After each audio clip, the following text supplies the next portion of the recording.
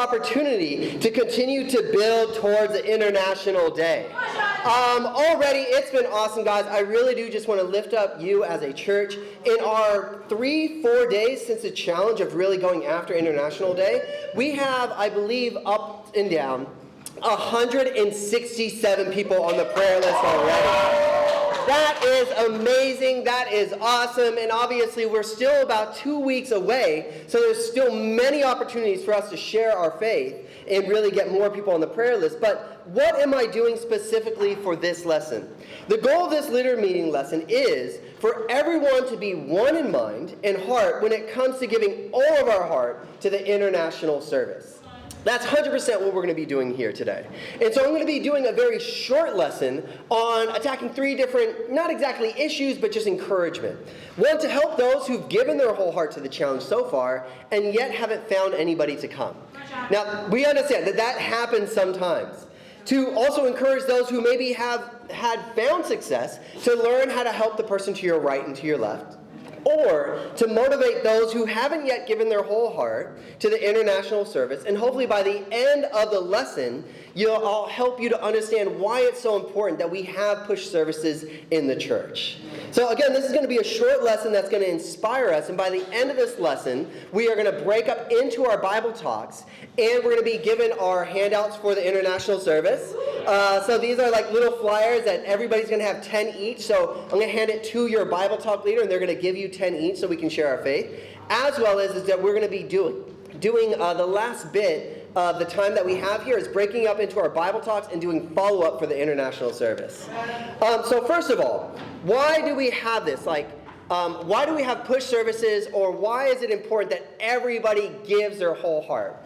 Well, I want to show you that you're not just vital to the success for the push service, but you're actually vital for the evangelization of all the nations. So if you look in Luke chapter 10, verses 1 through 4, it talks about here when Jesus is sending out those to the mission field. It said, after this, Jesus appointed 72 others and sent them 2 by 2 ahead of him to every town and place where he was about to go. He told them, the harvest is plentiful, but the workers are few. Ask the Lord of the harvest, therefore, to send out workers into his harvest field. Go, I am sending you out like lambs among wolves. Do not take a purse, or bag, or sandals, and do not greet anyone on the road. What I love about this verse is sometimes we break it apart a little bit too much, but if you actually see it in its entirety, you actually get to understand how Jesus was calling his people to be focused. The first thing he does after it says, hey, you guys are the workers, he goes, all right, now it's time to get focused. I'm going to tell you what you need and what you don't need. And he goes off throughout this list of things you do not need for the mission field. You don't need a bag. You don't need a purse. If you drop your phone and break it, it's okay. Right? It's all those things. It does not matter. He's like, you don't need any of those things. You can show up to sharing. Your hair all messed up. You're stinky. You forgot your left shoe. All those things. And God's like, you're still qualified for the mission team. The only thing he says you need to bring is another brother or another sister. In verse 1, he says he sent them out 2 by 2. That was the only requirement. He's like, oh, you can leave everything else at home, but you need to bring somebody along. And see, that's what's so encouraging, is that when I show up to sharing, or when I go out sharing my faith, I don't need anything else. I don't even need that great intellect, how to debate people and stuff. I hopefully, though, just need a brother or a sister to my left and to my right. We need each other. See, in 1 Corinthians 12, 21 through 22, the eye cannot say to the hand, it's not that it won't say it, it cannot. It's impossible. I don't need you. The head cannot say to the feet, I don't need you. On the contrary, those parts of the body that seem to be weaker are indispensable. Can I have a volunteer real quick? Just anybody. Let's ask Emmanuel to come on up. Everyone give a round of applause for Emmanuel. Come up here, brother. Yeah. I was hoping he would raise his hand, you know. You can just stand here real quick. See, when it comes to us giving our whole heart in our mission, Jesus says that Jesus' dream is part of Jesus' team. Meaning you cannot have the team without the dream. It doesn't work that way. You know, when we lose the dream, it's because we lost the team. that there are leaders doing it by themselves or just a few people, but everybody here is called to give their whole hearts. Thank you, Emmanuel. You can go sit down. Good job, bro.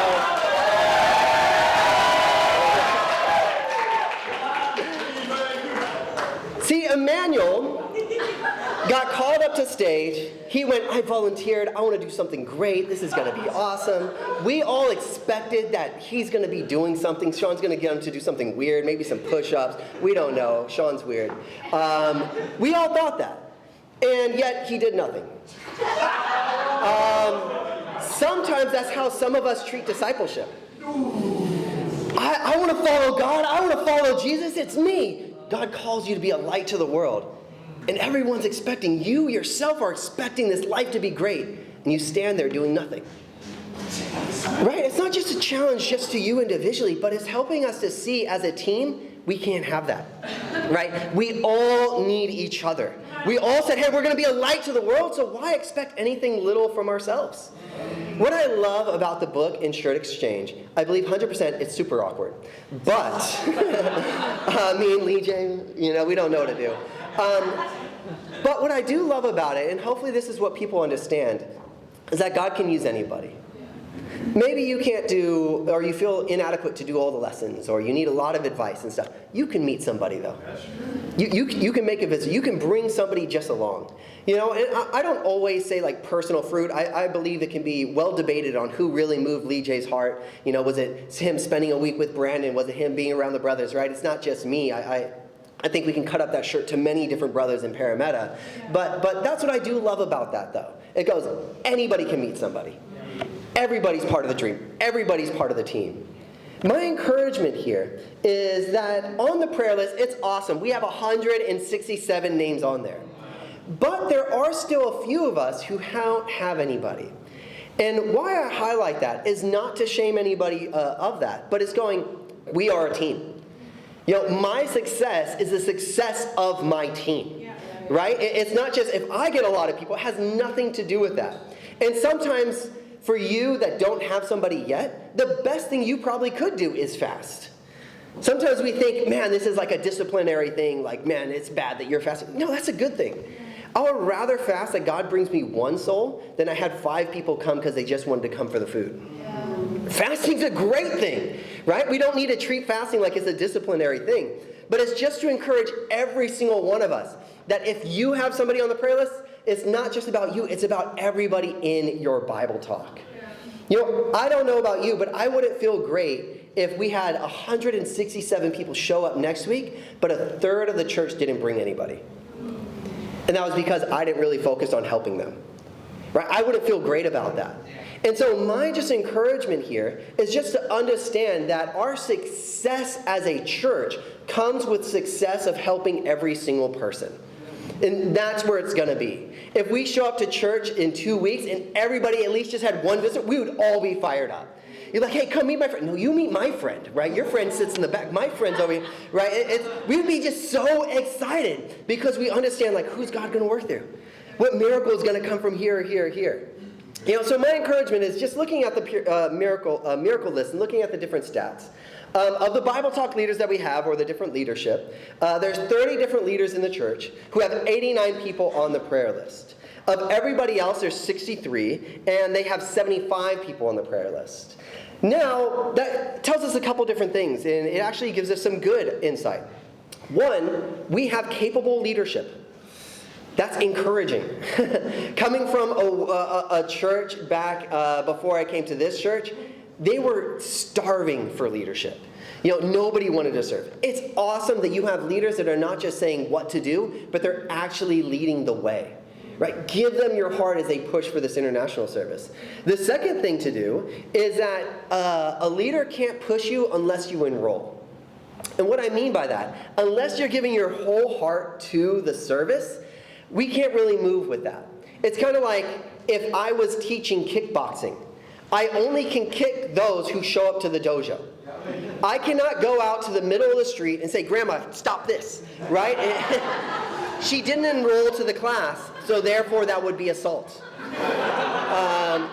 It doesn't work that way.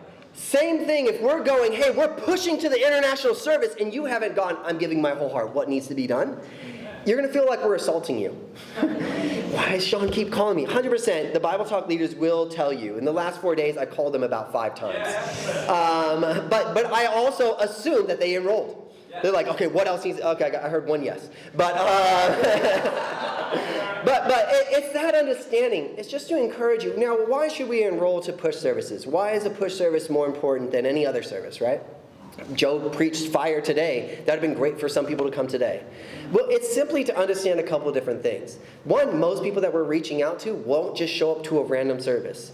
You understand why we printed free food really large. People won't show up just to random services. So it gives people an opportunity to really come see the kingdom and everything like that. The second thing is sometimes even just as Christians, we need to see that when the masses come out, we're giving God an opportunity to work through it. Jesus 100% brought the masses out as he fed the 4,000 and the 5,000. And he was just like, well, God's going to move through somebody today. So it's not about just us filling a room and feeling good about ourselves. It's filling a room and saying, I wonder who God's going to work through. Right? So that's the reason we do the push services. It's not just to feel good about ourselves, but it's really to see how God is going to work through these miracles. So in the last bit, I gave just a few practicals. So hopefully we're all enrolling now to the international service. We're fired up. We want to go after it. So now my encouragement is just to help those that maybe you've given your heart, you've tried, but you still haven't found somebody. And amen, that can be any one of us on any given day. The first thing I want to go for is successful evangelism. So I reached out to all those that have been successful in the last couple of days and asked, well, what have you been doing? Well, first thing is successful evangelism. When you first meet somebody, it's always going to start off with how you're showing your attitude, and your faith is going to make a huge difference. I always encourage people, smile a lot. Talk about, be excited about what you're sharing them to. If you go up to them and go, hey, we have this international service, free food, but I expect you didn't want to come, I'm sorry. Right? Nobody's going to really want to come. And then my next encouragement is when you are talking to them, the first thing you do is invite them to the service. And I do understand people share a little bit differently, but at least it's weird for me, because I would understand if I'm on the other end, is that some people go up to people and say, hi, my name is Sean, how are you doing today? I'm thinking about what they're thinking, what the heck is Sean doing? I don't know this guy, why is he talking to me? Right? Their whole idea is they're thinking about, what do they want from me? So my encouragement is the first thing you do is say, hey, my name is Sean, I'm inviting you to an international service. And then you build a relationship. Because if you do it the opposite way, they'll think, he only built a friendship with me to invite me to this event. Where I go, hey, this is an event, you want to come or not, but I still want to get to know you. So that's my next encouragement. Sometimes young Christians go out there and they want to be too friendly, but that actually at least makes me feel like you're one of those guys who have flyers and they want you to sign up for some charity or something like that, and we avoid those guys. So we don't want to be that as well. I wrote just a little bit of an example of what we say. It says, hi, my friends and I are inviting people to an international event my church is hosting. There's going to be massive amount of cultural food, performances, and awesome celebrations of culture. And I would love for you to come. How does that sound? That's usually, and I always say at the end, I want you to come. I remember there's a few times people say, oh, I'll invite my friend. I don't care about your friend. What are you doing that Sunday?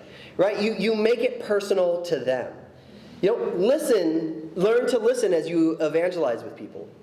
There is no reason that you have the right to speak to them.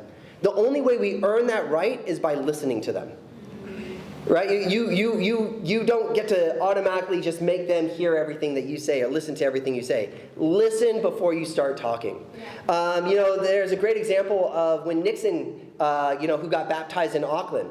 The very first words that came out of his mouth when I shared my faith with him was no. The very first words. He was sitting down on this bench in the middle of the city. Now, amen, he did follow up with no thank you, but still no was the first word. But he was messing with his phone, and he said no, and I was like, oh, okay, well, what are you doing? You just bought a new phone? And we started talking. I'm from America. He liked talking about Donald Trump, so we got into politics. And I said, hey, bro, just one day, come for free food on Friday, and he did. And from there, I built a relationship, and he became a Christian 6 months later. Thank you, Scotty.